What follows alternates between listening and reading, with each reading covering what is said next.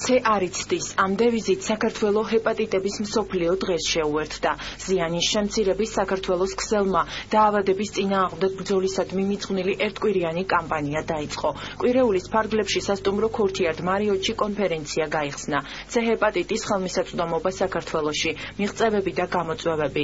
ასე ქვია შეხვედრას, რომელსაც დარგის სპეციალისტები და პრობლემით დაინტერესებული ორგანიზაციები თუ კერძო პირები ესწრებოდნენ. აღნიშნული ღონისძიების გარდა მთელი ქვეყნის მასშტაბით არაერთი აქცია იგეგმება.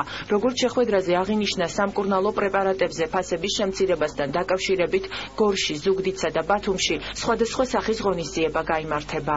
საქართველო არის ცე ჰეპატიტის მსოფლიო კამპანიის ნაწილი და ჩვენ ვატარებთ კვირეულს, რომელიც მიძღვნილი იქნება და კონკრეტულად დღევანდელი ღონისძიება მიძღვნილი იქნება იმაზე დისკუსიას, თუ როგორ შეიძლება გავზარდოთ ცე ჰეპატიტის მკურნალობაზე ხელმისაწვდომობა. საქართველოში სამწუხაროდ მედიკამენტების ფასი გაცილებით მაღალია, ვიდრე მაგალითად ეგვიპტეში და ჩვენი მთელი კვირეული მიძღვნილია იმას, თუ როგორ შეიძლება დაიწიოს ფასი. ბოლო წლების განმავლობაში ცე ჰეპატიტის გავრცელების მაჩვენებლები არა მხოლოდ საჯელასულების სისტემაში, არამედ სამოქალაქო ზოგად პოპულაციაში საგანგაშო მაჩვენებლებს მიუახლოვდა.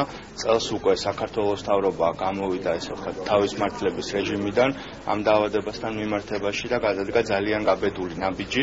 შეიმუშავა სპეციალური პროგრამა პატიმრებისთვის, რომელიც უახლოეს პერიოდში დაიწყება.